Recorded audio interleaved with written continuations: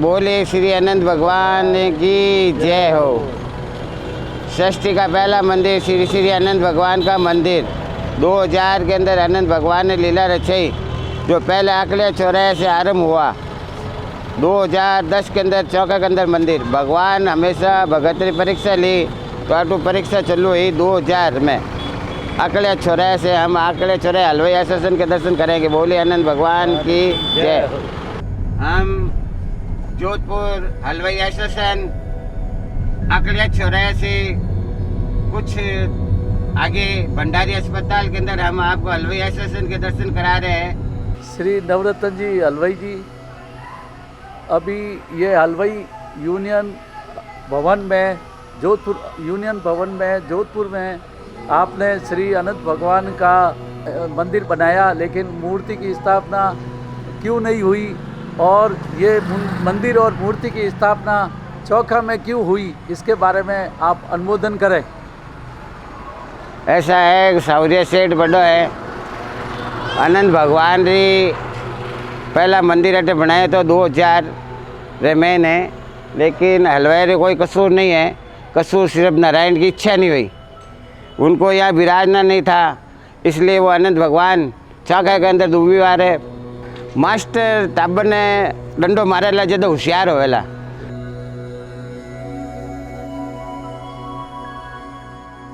मेरे पिताजी बोले मोहन जी, पुत्र केशु जी जाजपुरा एवं माता जी चंपा देवी, स्वयं श्यामलाल जी जाजपुरा, रामेश्वर लाल जाजपुरा, प्रेमराज जी जाजपुरा, नेमीचंद जी जाजपुरा, जेठू जी जाजपुरा, गोपाल जी जाजपुरा। 2 जनवरी 2008 की सुबह मेरे लिए बहुत ही सुनहरी थी। मैं जमीन को पाकर प्रसन्न हो रहा था, तब इस बीच जमीन पर निर्माण की देरी थी। यह वो समय था जब मेरी क्रियाओं का दौर चल रहा था। मेरी क्रियाओं का दौर समाप्त हो चुका था। मेरा नसीब मेरे व्यापार को चमका रहा था। यहाँ से मेरा संपर्क दोबारा अनंत भगवान से जुड़ा। एक दिन और मैंने सपना देखा, मेरे सम्मुख किशन नाम का एक व्यक्ति खड़ा है। उसने मुझसे पूछा, वासुदेव का पुत्र हूँ, तू अभी सो रहा है? चल उठ, खड़ा हो, तेरा समय आ गया। मेरा भी। यह प्रातः के 4 बजे थे। 2008 से 2010 तक चलता गया। नींद आती रही, जाती रही, पता ही नहीं नींद कहाँ चली गई। रात को 12 से पहले सोता नहीं, सुबह 4 बजे वापस उठता। मेरा काम लस्सी का था, जिसे गर्म दूध, दही जमा इत्यादि में रात को ढेर सारे होते। सर्दियों में मेरा हलवाई का काम चलता रहा, गर्मियों में लस्सी का। मैं एक अजीब सी असमंजस में फंस गया। अपने मन को उधेड़ बून कर चाय व बीड़ी पीता रहा। मन में सोचना, अनंत भगवान से कहता कि अपने जमीन तो दिलवा दी, अब आपके दर्शन कब होंगे। मेरे पास कुल 30,000 रुपये जमा हो चुके थे। इन पैसों से जयपुर जाकर मूर्ति का निर्माण करवाना था, मगर मैं इसी बीच सोचता कि अनंत भगवान की तो मैंने आवाज भी न सुनी, न छवि देखी, न रूप के दर्शन हुए, न तो मैं मूर्ति कैसे बनवाऊं। सुबह 4 बजे मैंने अनंत भगवान से गिड़गिड़ा कर याचना की, हे प्रभु, मुझे अपने मूल रूप में दर्शन करवा दीजिए, ताकि मैं आपकी प्रतिमा बना सकूं। अचानक ही मेरे उधर से ज्योति पुंज गिरने लगे। मेरे कर्ण पलटों से मंदिर के टंकोरों की आवाज टकराने लगी। मैं शारीरिक व हार्दिक रूप से जकड़ हो गया। मुझे भान हुआ कि मैं अनंत भगवान के सम्मुख हूँ। अतः हाथ जोड़कर याचना की कि हे प्रभु, यदि मैं इस मंदिर में विष्णु जी को स्थापित करता हूँ तो लोग कहेंगे कि ये विष्णु का मंदिर है। यदि यहाँ कृष्ण भगवान को विराजित करूंगा तो लोग कहेंगे ये कृष्ण का मंदिर है। यहाँ सत्यनारायण भगवान को लाया जाए तो उनके नाम से जाने जाएगा। राम जी की मूर्ति स्थापित करूं तो राम जी के नाम से जाना जाएगा। लोगों को मेरा मखौल उड़ाने का अवश्य मिल जाएगा। मेरे सारे किया कराए पर पानी फिर जाएगा। भगवान ने अपनी आत्मा की असीम गहराइयों से याचना की, भगवान आप अपने मूल रूप में मुझे दर्शन दीजिए, ताकि मैं आपकी प्रतिमा का निर्माण करा सकूं। तभी मेरे भीतर अनंत मन में अनंत भगवान की वाणी गूंजी। उन्होंने मुझसे कहा, त्रिदेव हमेशा ही साथ रहते, हमारी त्रिदेविया वो भी हमारे साथ रहेगी। मेरे मन के विचार आए, 3 यानी ब्रह्मा, विष्णु, महेश। फिर मुझे धागा लगाकर, क्यों न, यह तो सर्वोदत्त है, ब्रह्मा जी स्थापित है। यदि उनके मंदिर का निर्माण हुआ तो भी वह स्थापित नहीं किए जाएंगे। कैसे करेंगे, यानी मंदिर का निर्माण नहीं हो सकेगा। मैंने ब्रह्मा की मूर्ति को स्थापित करने को विचार को त्याग दिया। मैं अनंत भगवान से हट करने लगा। मुझे अपने मूल रूप में दर्शन दीजिए। मैं भगवान से किसी बच्चे की तरह जिद कर रहा था। भगवान की वाणी अनंत मन में गूंजी। तब मुझे वास्तविक रूप में दर्शन हुए। सुन, मैं तेरी 6 सैया शेष नाग पर सोता हूँ। लक्ष्मी मेरे चरणों में होगी और ब्रह्मा जी मेरे नाभि में होंगे। इन सब के आगे मेरे दर्शन 14 गांठों के 2 धागों के व पीले पत्थर में इन धागों का निर्माण होगा। मेरे दर्शन भी इन्हीं धागों से होंगे। एक धागे से तो मेरे और दूसरे धागे से लक्ष्मी जी के दर्शन होंगे। यह संपूर्ण रूप ही अनंत का रूप है। यही तेरे अनंत भगवान की मेरे भगवान से पूछा। अनंत भगवान विष्णु तो आप, ब्रह्मा आपकी नाभि और आप हमारे महादेव का रूप बताइए। उनकी मूर्ति का निर्माण कैसे, किस प्रकार करवाऊं? एक तेज गर्जना करती हुई आवाज आई। मैं आवाज अनंत भगवान की थी, बिजली के समान, और कहा, महादेव पार्वती मेरे माता पिता हैं। 4 शेर होंगे, बीच में एक वहां नंदी होगा और रथ होगा, उसमें बाल गोपाल मोदक खाते हुए घुटनों के बल चलते हुए होंगे। 4 सिंहों की लगाम माता पार्वती के हाथों में होंगे और महादेव मेरे पास विराजित होंगे। मैंने बिना झिझक एक प्रश्न भगवान से पूछा कि हे भगवान, आपकी मूर्तियों के निर्माण के पैसे कब दोगे?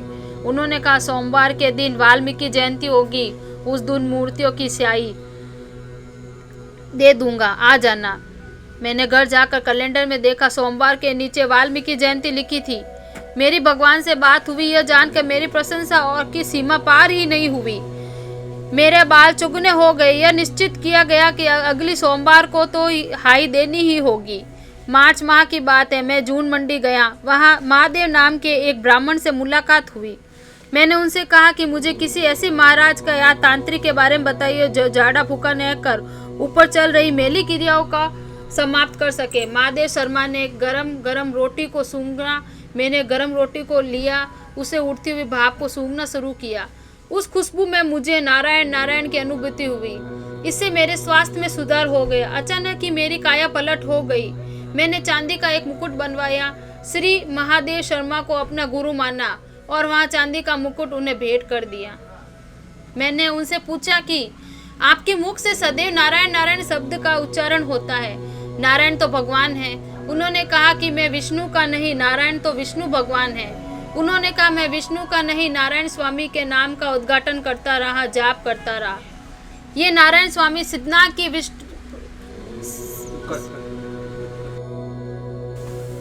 ये नारायण स्वामी सिद्धनाथ की भूमि पर रहते हैं, जिन्होंने हर कदम पर मेरी रक्षा की। मुझे लगा कि क्यों ना मैं नारायण स्वामी की मूर्ति का निर्माण कराऊं। मैं अनंत भगवान महादेव और स्वामी नारायण तीनों की मूर्तियों को अग्रिम राशि एक साथ ही जाकर दे आया। मूर्तियों की अग्रिम राशि देने के बाद मुझे लगा कि गुरुजी, मैं कहीं अहंकार का दुर्प्रभाव तो नहीं होने लगा मुझे। मैंने भी नारायण स्वामी में दर्शन नहीं किए, मैं सिद्धनाथ नहीं गया था। तो एक दिन मैंने मन में ठान लिया कि आज तो मैं नारायण स्वामी के दर्शन जरूर करूंगा। मैं वैशाख के दिनों की चिलचिलाती धूप में नारायण स्वामी की गुफा में गया। वहां प्रवेश करते ही बैठ गया। नारायण स्वामी ने कहा कि मेरे आपकी मूर्ति का निर्माण करवाया है, मैं आपको श्री अनंत भगवान के मंदिर में विराजित करूंगा। मेरा इतना कहते ही मेरे कानों में एक तेज रौबदार गरजती हुई आवाज गूंजी, नहीं नहीं, कभी नहीं। तू कौन होता है मेरी मूर्ति को विराजित करने वाला? तू मेरी मूर्ति को विराजित नहीं करेगा। मुझे लगा कि ये नारायण स्वामी की आवाज है, मगर मेरे मन की जिद थी कि मुझे नारायण स्वामी की मूर्ति को विराजित करना ही है। मगर मैंने सोचा कि भगवान ऐसा क्यों कहेंगे, ये मेरा भ्रम ही हो सकता है। उन्होंने मना कर किया। मैं तुरंत गुफा से बाहर निकला तो लगभग 1 किलोमीटर की दूरी पर एक समाधि पर रुक गया। वहाँ एक साधु बैठा था। मैंने सोचा नारायण स्वामी के बारे में इस साधु से पूछूं और जानकारी लूं। अतः मैंने उस साधु से संपर्क किया और कहा कि अनंत भगवान के मंदिर में नारायण स्वामी की मूर्ति विराजित करूंगा। इस पर उस साधु ने कहा, नहीं, ऐसा नहीं हो सकता है। फिर भी अगर तू ऐसा करेगा तो तू सोच ले तेरा क्या हश्र होगा। महात्मा से ऐसी कठोर बातें सुनकर मैं पुनः गुफा की ओर चला गया। नारायण स्वामी ने बोला, हे स्वामी, अगर आप ऐसा क्यों कर रहे हो? मैं आपकी मूर्ति के निर्माण के लिए जयपुर से पैसे भी देकर आ गया हूँ। इसके कुछ दिन बाद मैं मूर्तियों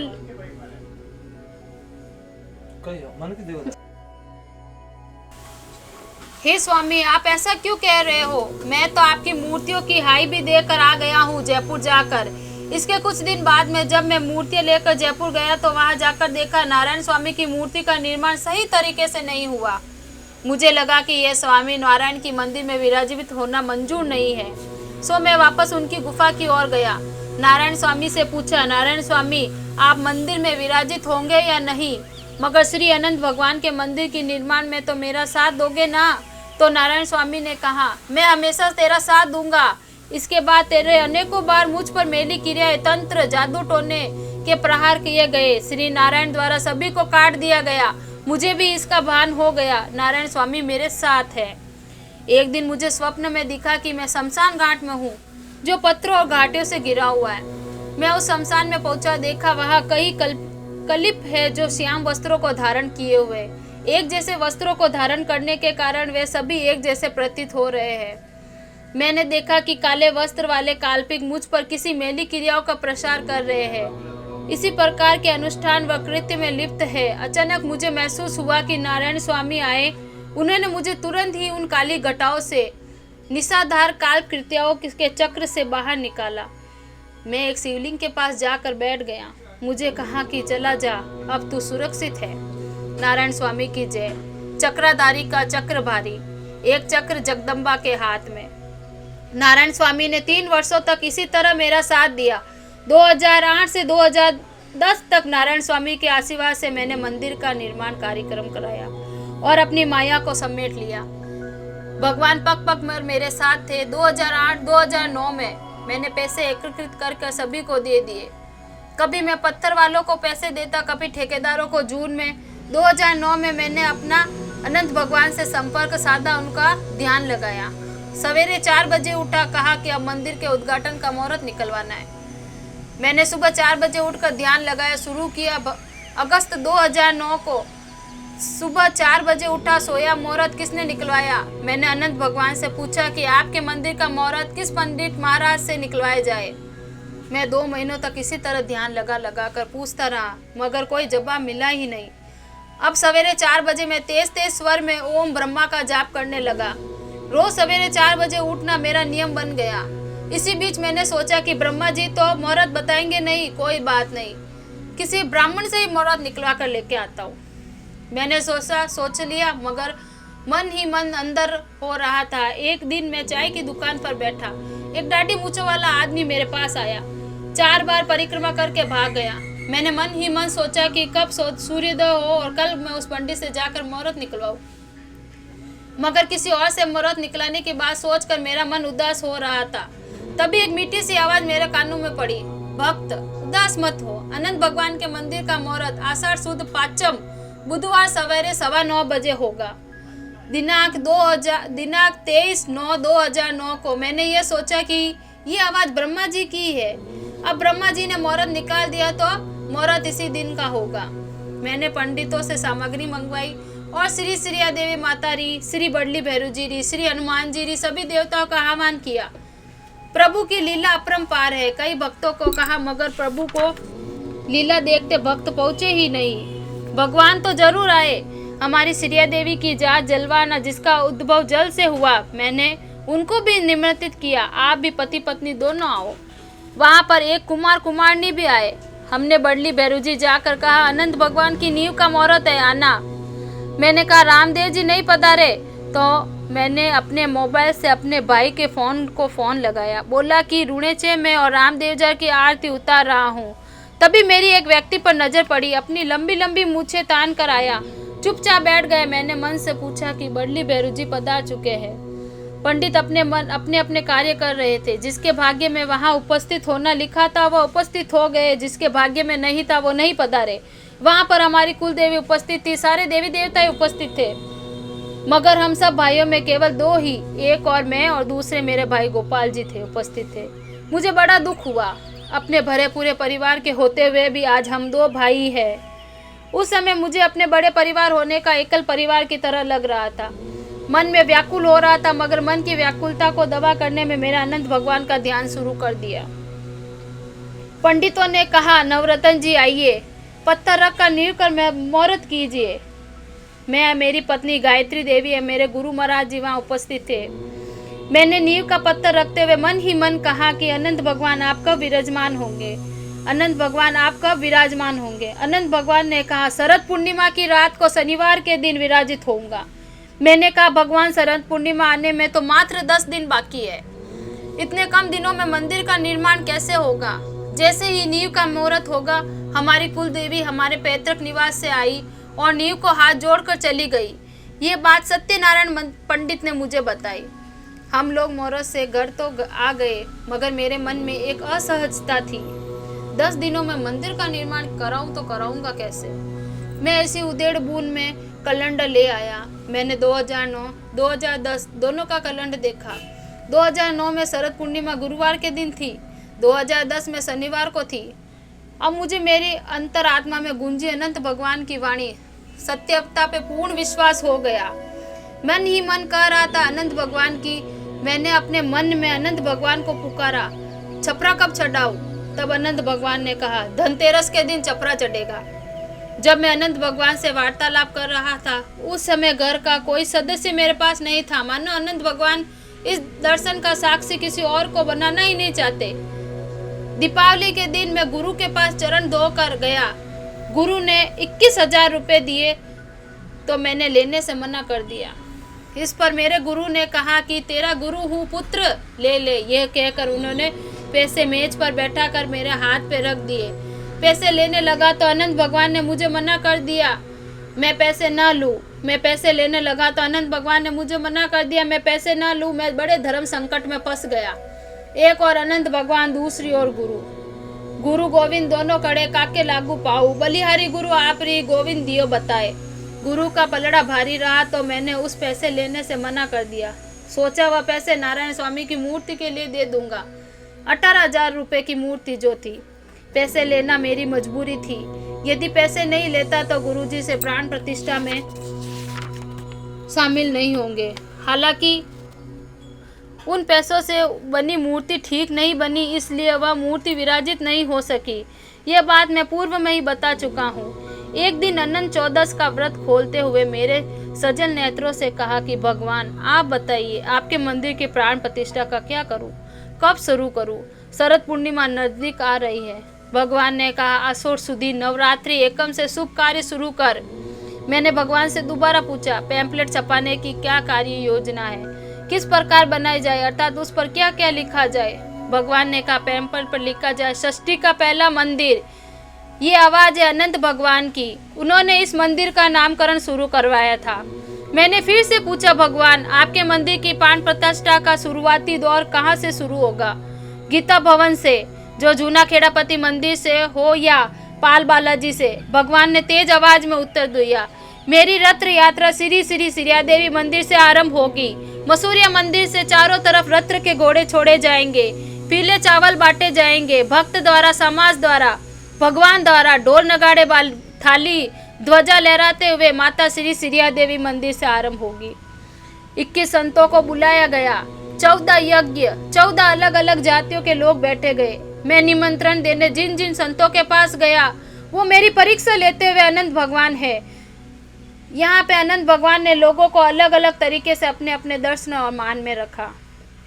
मैंने पैम्पलेट पर लिखा संत सम्मेलन, तो एक व्यक्ति ने सुझाव दिया संत सम्मेलन कटवा दो। यदि संत सम्मेलन करोगे तो संतों को दक्षिणा देने में तुम असमर्थ रहोगे।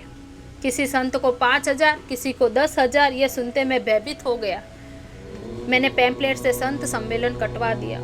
मगर अनंत भगवान की कृपा दृष्टि का दया कहना, उनकी इच्छा ही थी कि संत सम्मेलन हो। अनंत भगवान की कृपा से 200 संत इस कार्यक्रम में उपस्थित हुए। हालांकि मैं पैम्पलेट से संत सम्मेलन कटा चुका था, फिर भी अनंत भगवान ने स्वयं जाकर इन संतों को आमंत्रित किया। इनका निमंत्रण कोई नहीं ठुकरा सकता। इधर यज्ञ चल रहा था, उधर मेरे मस्तिष्क में चलते विचारों को उधड़ बुन कर रहा था, विचलित कर रहे थे, क्योंकि मेरी जेब खाली थी और संत 200 आए हुए थे। मेरे दिमाग में सिर्फ एक बात घूम रही थी कि मैं इन्हें दक्षिणा क्या दूंगा। मगर हे अनंत, तेरी महिमा भी अनंत है।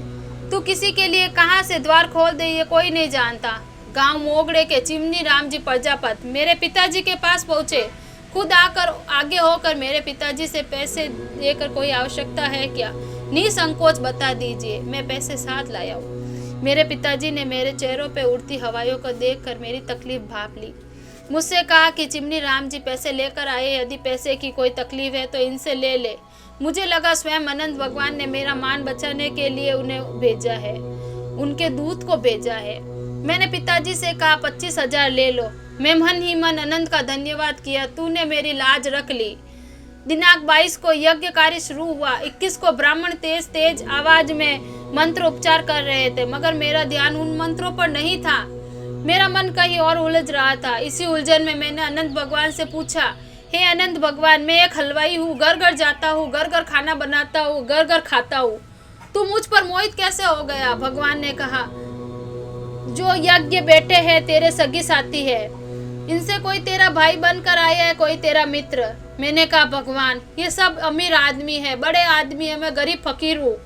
अनंत भगवान ने कहा, क्यों, क्या संत कभी फकीर नहीं हो सकते? मैंने पूछा, मेरे माता पिता से मेरी कितनी बार मुलाकात हो चुकी है? मेरा तात्पर्य जन्म से था। मैंने कहा 3 बार, 13 और 3 बार इन जन्म का हुआ। मैंने पुनः प्रश्न किया, भगवान ये जो मेरी पत्नी मेरे साथ बैठी है, ये कितने जन्म से मेरे साथ है? ये इसका 7वां जन्म है, ये 7 जन्मों से तेरे साथ है। ये भी अनंत भगवान है जो 7 जन्मों से विष्णु का जाप कर रही है। पंडित अपने मंत्र उपदान में व्यस्त थे। मेरी आंखों से अविरल अश्रुधारा बह रही थी। तभी यज्ञ में बैठे लोगों ने मुझसे पूछा, क्या हुआ? तेरी तंद्रा भंग हुई, तेरा संपर्क अनंत भगवान से थोड़ी देर और बाधित हो गया। थोड़ी देर अपनी दुनिया में रहकर मैं वापस अनंत के संसार में विचरण करने लगा। मैंने अनंत भगवान से पूछा, अगर मेरा जन्म 14 बार हुआ, 14 जन्म में आपकी उपासना की, तो इस जन्म में क्या हूँ? मैंने इस जन्म में तो आपकी कोई तपस्या नहीं की। अनंत भगवान बोले, तूने की थी जब तू 10 वर्ष का था, रामलोच पर बैठा तब तूने 1 सेकंड के लिए तपस्या की थी। ये 1 सेकंड ही तपस्या के 14 जन्मों से भारी है, जिसने 1 सेकंड के लिए तुझे संपूर्ण ब्रह्मांड को हिला दिया। इसलिए तुझे मेरे पास स्वयं आना पड़ा। भगवान के याद दिलाने पर मुझे याद आया, एक समय जब मैं लगभग 10 वर्ष का था, उस समय अनंत चौदस थी और रामदेव जी के मंदिर में रामदेव जी की कथा हो रही थी और कई अन्य मंदिरों में भी कथा चल रही थी। मैंने विचार किया, उस समय मेरे मन में विचार आया, लोग मंगलवार को हनुमान जी के दर्शन करते हैं, बुधवार को गणेश जी के दर्शन करते हैं, यानी अपने अपने वार के हिसाब से अपने अपने भगवान के दर्शन सब दर्शनादि करते हैं। 4 व्यक्तियों के आगमन से उस समय मेरी तंद्रा भंग हो गई। मैंने उन आगंतुकों से पूछा कि क्या कर रहे हो? उन्होंने जवाब दिया, वे अनंत भगवान की कथा सुन रहे थे। मैंने पुनः प्रश्न किया, कथा यहाँ सुन रहे हो तो अनंत भगवान के मंदिर में जाकर कथा सुननी चाहिए ना? उन व्यक्तियों ने जवाब दिया, अनंत भगवान का कैसा मंदिर? हमने तो आज तक कोई मंदिर नहीं देखा, इस बारे में कभी सुना ही नहीं। इतना सुनते ही मेरे दिल को एक ठेस लगी, मेरी आंखों की कोर भीग गई। मुझे पता ही न चला ये आंसू मेरी आंखों से बहना कब शुरू हो गए। मेरी आंसू मेरी आत्मा के आंसू थे जिन्होंने मुझे द्रवित कर दिया। मैं व्याकुलता के भाव में अपने पिताजी के दुकान में स्थापित महादेव जी के, सत्यनारायण जी के एवं सभी देवी देवताओं को रोते हुए जोर जोर से आराधना करने लगा। हे अनंत भगवान, सभी देवी देवता से यहाँ पर कहाँ हो आप? और मैंने उसी दिन अनंत भगवान से वादा किया, मैं अभी हर निर्माण के लिए बहुत छोटा हूँ, परंतु 40 से 45 वर्ष की आयु में आकर यदि किसी व्यक्ति ने आपके मंदिर का निर्माण नहीं करवाया तो मैं अवश्य करवाऊंगा।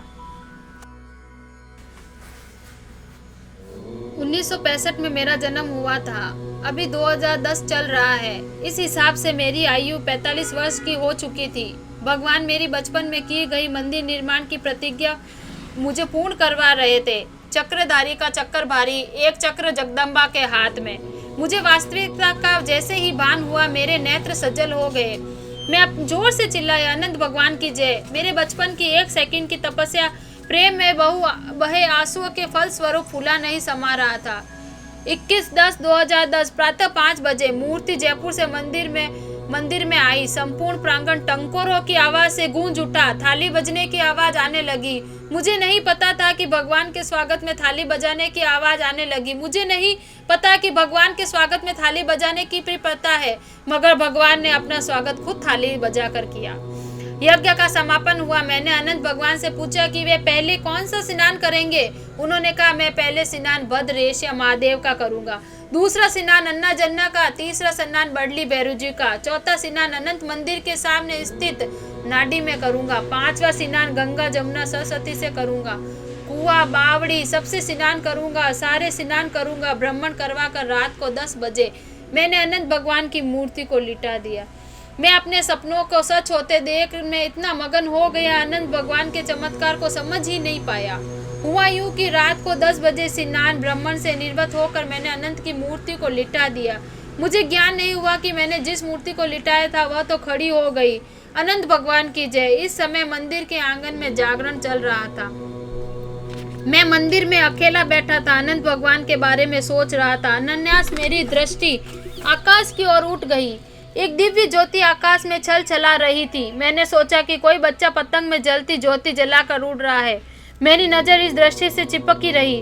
मुझ मूर्ख को यह पता नहीं चला कि यह भगवान की लीला है। मैं सोच रहा था कि यह कैसा बच्चा है जो सुबह के 3 बजे भी सोने के बजाय पतंग उड़ा रहा है।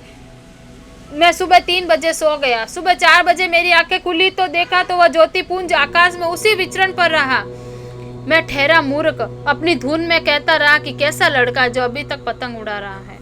तभी मेरे अंदर का ज्ञान संचार हुआ। यहाँ कोई पतंग नहीं उड़ा रहा बल्कि अनंत भगवान की ज्योति का पुंज है, जिसकी पुष्टि कई लोगों ने की। उन्होंने 5 ज्योतियों की आकाश मार्ग से आते हुए देखा। इस प्रकार अनंत भगवान के ज्योति पुंज का साक्षात्कार हुआ। सवेरे अचानक ही अनंत भगवान ने कहा, जल्दी कर, मेरा समय हो रहा है। सभी पंडित खड़े हो गए। मैंने मूर्ति को विराजित कर दिया। 5:10 पर मूर्ति की प्राण प्रतिष्ठा करवा दी। इस कार्यक्रम में संत व सभी भक्तगण शामिल थे। पंडित अपना कार्य कर रहे थे और अनंत भगवान जिद कर रहे थे, जल्दी जल्दी मेरा झंडा भी चढ़ा दे, मूर्ति की प्राण प्रतिष्ठा चंद्रमा को साक्षी मान कर।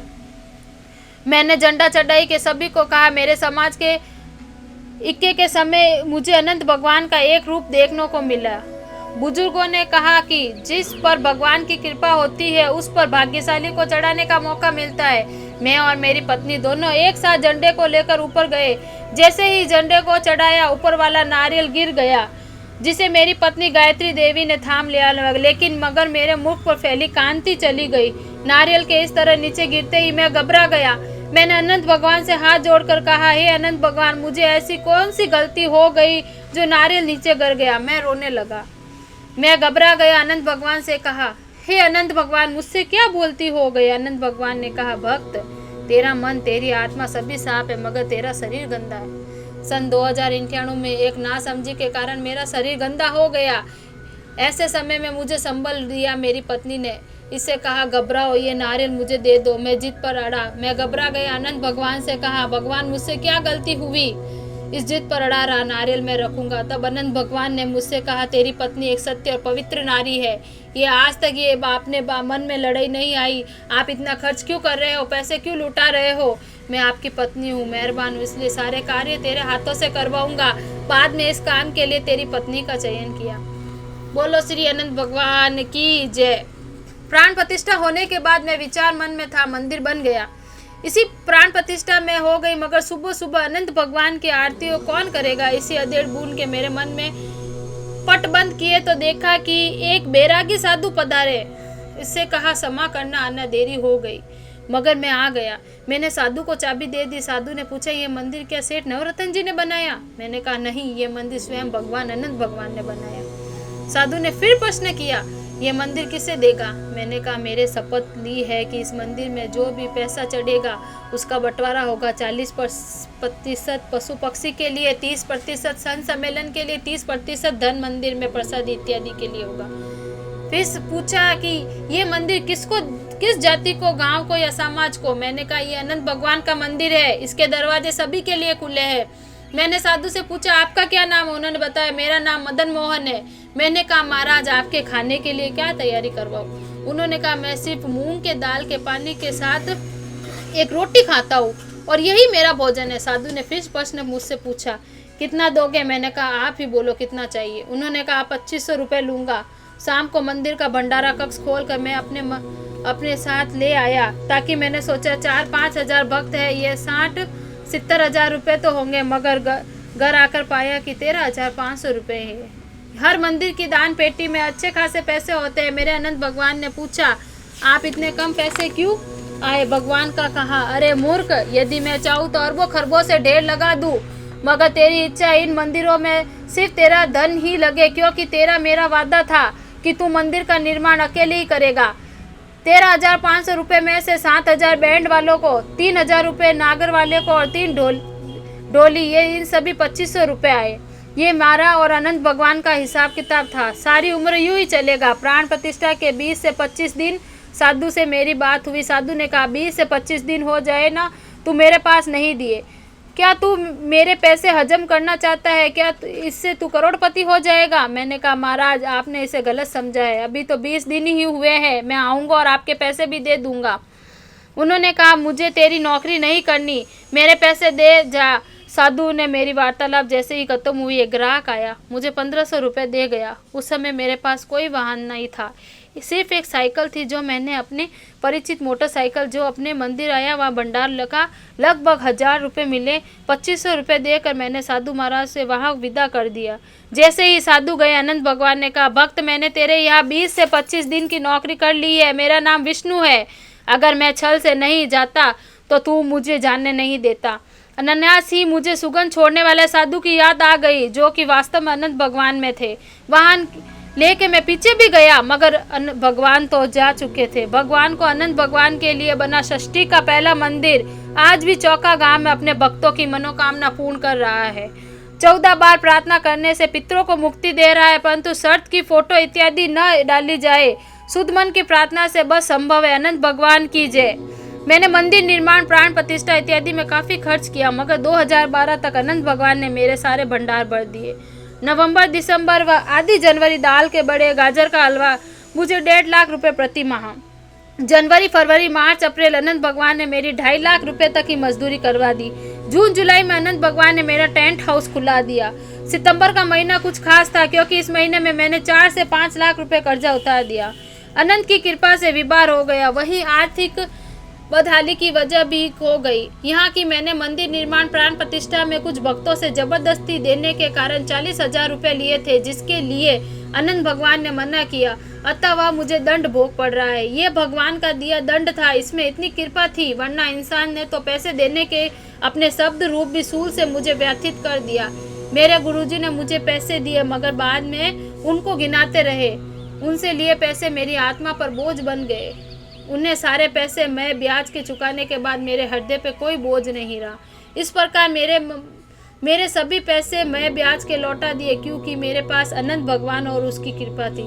सन 2012 दूसरी अनंत चौदस को मैंने भगवान से मन ही मन कहा, भगवान 29/11/2012 को मेरी बच्ची की शादी है, अब मेरी जेब खाली है। इस बात को कहने के बाद मेरे अंतर मन के अनंत भगवान की वाणी गूंजी, क्यों न तू मेरा ब्याह करवा दे।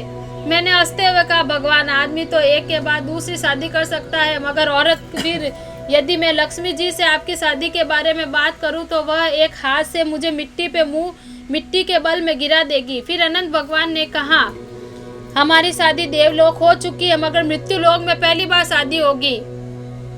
मैंने अनंत भगवान से दोबारा कहा, अभी तो मैंने मंदिर का कर्जा उतारा और आप चाहते हो कि मैं ये कर्ज की माला और पहन लूं? ना भगवान, मैं ऐसा नहीं कर सकता।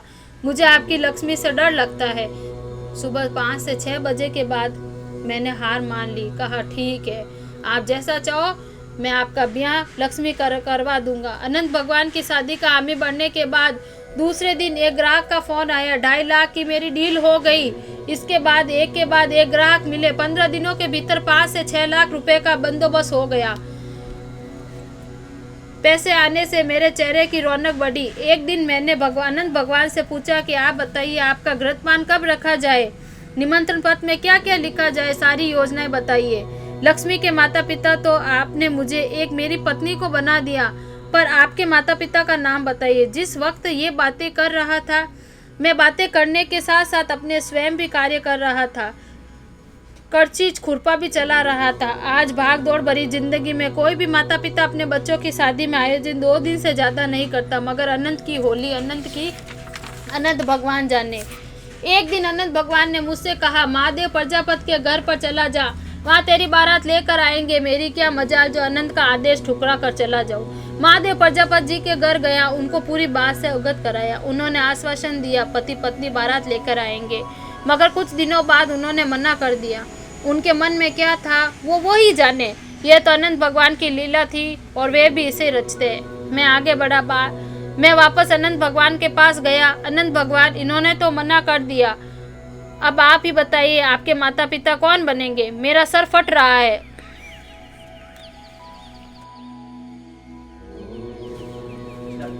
अनंत भगवान ने कहा, तू ही मेरा लक्ष्मी जी के भी और मेरे भी माता पिता के दायित्वों का निर्वाह करेगा।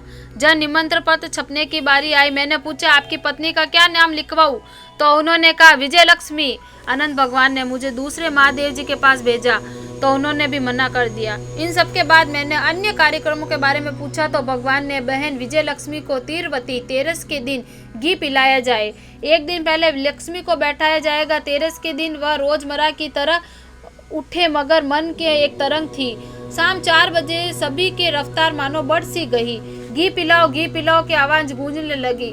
मैंने सबसे कहा हम भूल गए, आज लक्ष्मी जी को घी पिलाना है। घी पिलाने का समय आया तो मैंने कहा लक्ष्मी जी घी पीजिए, तो लक्ष्मी ने अपने 50 रूप दिखाए।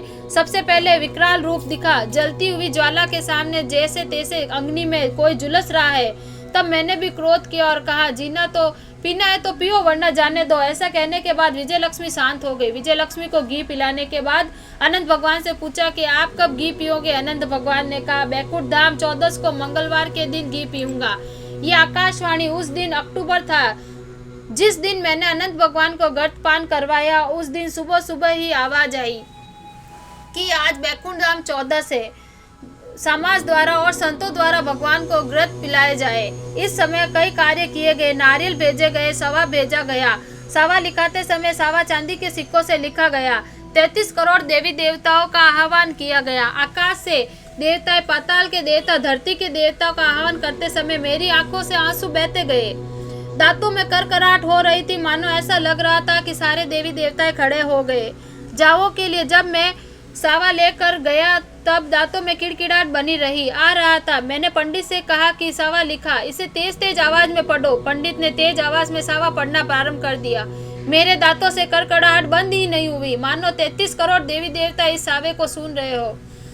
बारात के आने होने के समय में कहा कि अनंत भगवान को कुमकुम लगाओ, तो शादी की पूर्ण सामग्री रखी, मगर मेरी नीयत बदल गई। मैंने कहा मेहंदी रहने दो, कुमकुम ही लगा दो। तब अनंत भगवान ने कहा नहीं, जैसे आम इंसानों की शादी होती है उसी तरह शादी करवाओ, मुझे भी उसी तरह तैयार करो। इसके बाद धूमधाम से बारातियों का स्वागत किया गया। बारात रथ द्वारा जानी थी। मैंने अनंत भगवान से कहा कि रथ में विराजित। उसके बाद जैसे ही मैंने रथ में पांव रखा, उस रथ पर प्रकाश से हिलने लगा, जैसे कि कोई व्यक्ति उसमें बैठने की चेष्टा कर रहा हो। भक्तों द्वारा बारात का आगमन व स्वागत किया गया। भगवान की बारात ऐसी प्रतीत हो रही थी मानो हम देवलोक की बारात देख रहे हैं। जोर जोर से नगाड़ों की आवाज। भक्तों ने कहा जीवन में ऐसी आलीशान शानदार बारात मैंने कभी नहीं देखी जैसे अनंत भगवान की बारात थी। एक बार बारात को देखने के बाद कुछ ही देखने की इच्छा नहीं। मेरे जीवन का सबसे विमोहन दृश्य था। जैसा लग रहा था कि कलयुग नहीं सतयुग बदल गया। इसके बाद भगवान का वैसे ही स्वागत किया गया जैसे एक दूल्हे का किया जाता है। दीपक जलाकर लड़कियां दीपक पुष्पों की थालियां लेकर खड़ी हो गई। दीपक की रोशनी सतयुग की दीपावली याद दिला रही थी। पुष्पों से वातावरण महक रहा था। भगवान की मूर्ति को दूल्हे का स्वरूप मानकर आधार के साथ उतारा गया। अनंत भगवान के साथ वे सभी रस्में की गई जो एक दूल्हे के साथ की जाती है। अनंत भगवान का नाक खींचकर अंदर लाया गया। दही का तिलक लगाया गया। एक के बाद एक सभी रस्में पूरी हो गई। जब 5 दिन तक लक्ष्मी मेरे घर में विराजित थी, एक दिन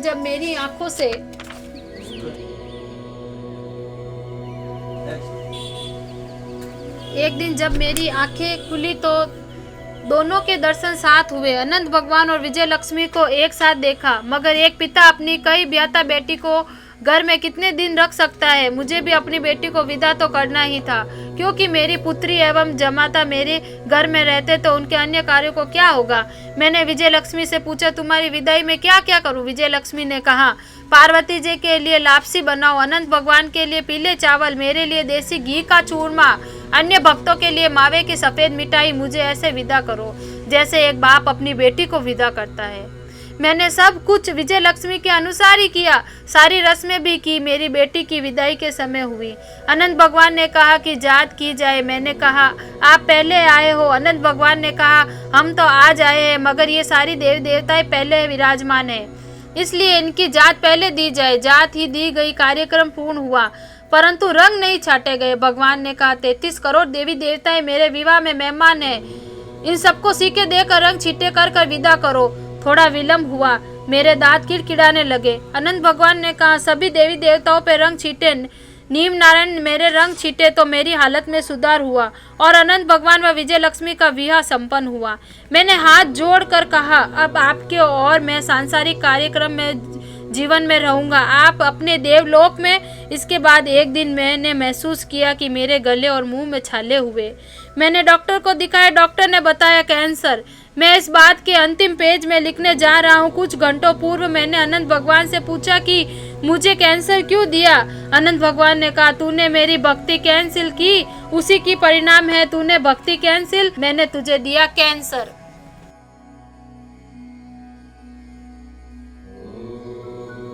मतलब एक टंग आ रहा है, इससे आप मोड़ लोगे तो श्री श्री अनंत भगवान जैसलमेर हाईवे का ये रास्ता जा रहा है। बोले श्री अनंत भगवान की जय हो। श्री श्री अनंत भगवान मंदिर जाने के लिए हाईवे के ऊपर से न चले, डम्बर रोड के तरफ से चलते जाए और आगे थोड़ा, और आप इस साइड के अंदर पटवारी भवन, चाका स्कूल की तरफ से आपको चौका सहकारी समिति के अंदर आपके मंदिर जाने का रास्ता है।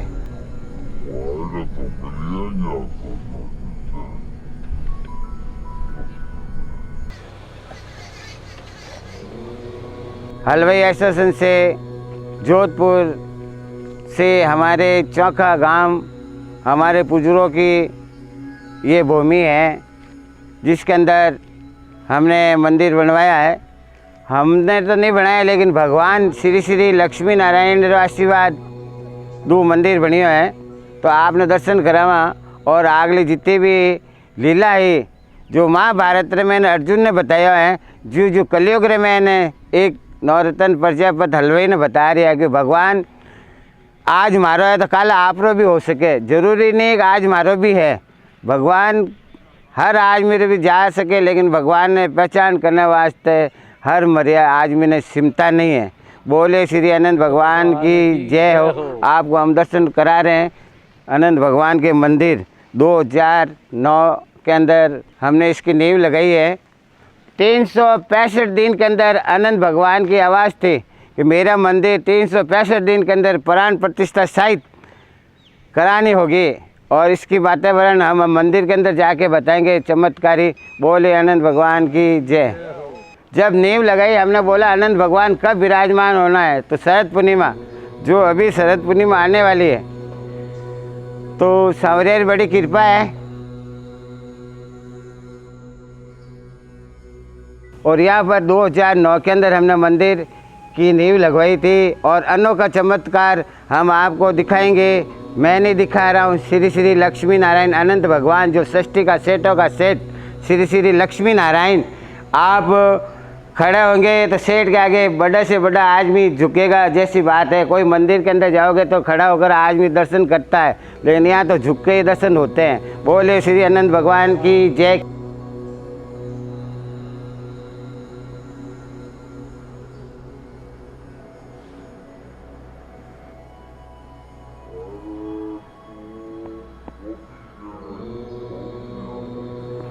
हमने बातों के ऊपर ध्यान दिया, और वो ब्रह्म मुहूर्त के अंदर समय था, सवेरा 5:15 बजे।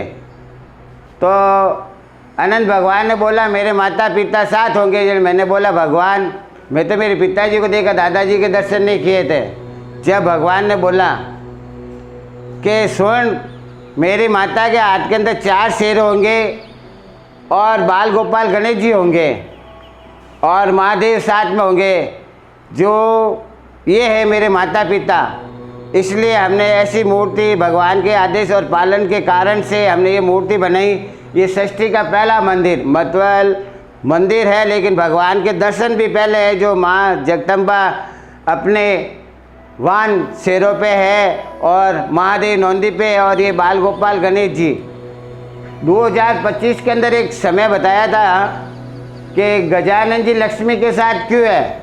अब 2025 आनंद चौदस से कुछ समय पहले भादवे के अंदर आनंद भगवान ने एक लीला बताई कि संसार में ने जितना भी भगत होया बिन मते मैं एक को बड़ ने नाम राख्योड़ो और एक को लीला बता रहा है। मैंने कहा तेरे को पता है? मैं क्या हाँ।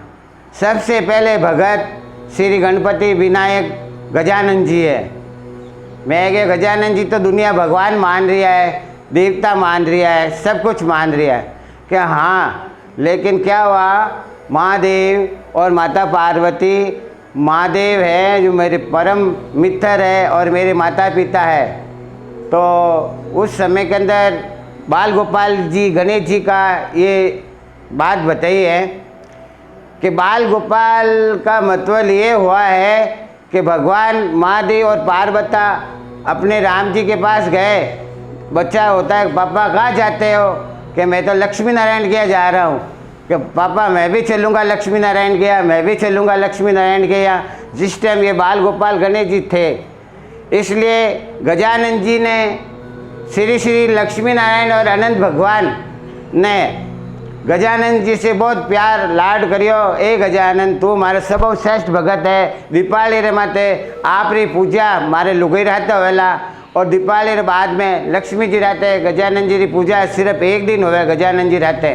बोले श्री अनंत भगवान की जय हो। ये चमत्कार पहला 2025 का है, जो लक्ष्मी जी के साथ एक समय गणपति जी की पूजा होती है, बाकी महादेव के साथ गजानन जी और कार्तिक पूरे अपने परिवार के साथ होती है। ये 2025 का महाभारत रे मैंने जो बताया, अर्जुन ने जो हर नई नई साल लीला बताई है। जो महाभारत में जितने भी शहीद हुए उनकी हम लीला बताएंगे। ओम मां लक्ष्मी नमो नमो, ओम मां लक्ष्मी नमो नमो।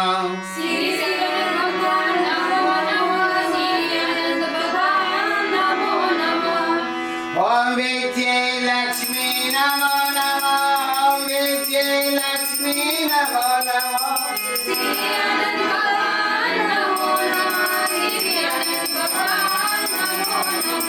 ओम चमकरे नमो नमो, ओम चमकराय नमो नमो।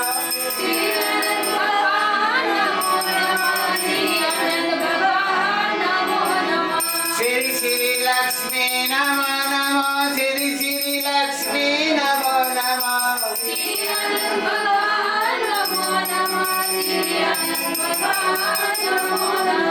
ओम राम ओम श्री श्री सीता लक्ष्मी नमो नमो, सीता लक्ष्मी नमो नमो। ओम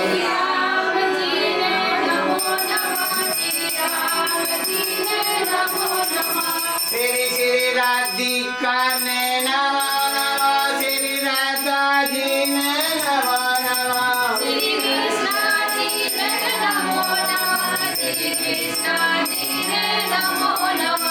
ओम श्री श्री पद्मावती नमो नमो, ओम श्री पद्मावती जी नमो नमो। ओम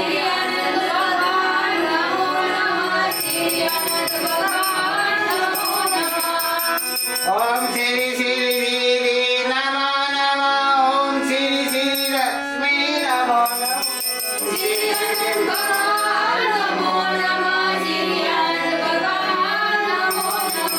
ओम श्री श्री दत्ता श्री लक्ष्मी नमो नमो, ओम दत्ता श्री लक्ष्मी नमो नमो।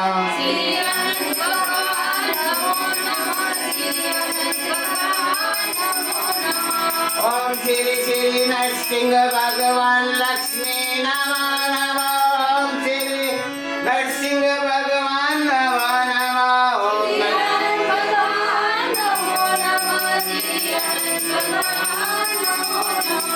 ओम श्री श्री आशापुरी लक्ष्मी नमो नमो, श्री आशापुरी नमो नमो।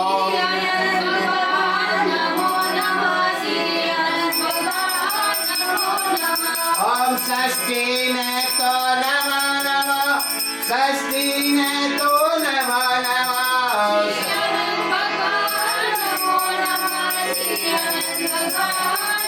ओम महालक्ष्मी नमो नमो ओम महालक्ष्मी नमो नमो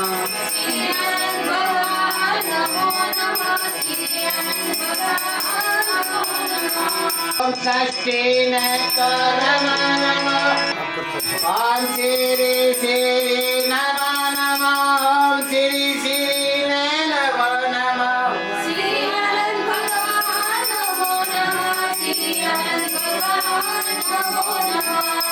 ओम श्री श्री श्री सुशीला ने नमो नमो सुशील सेवानी सुशीला नमो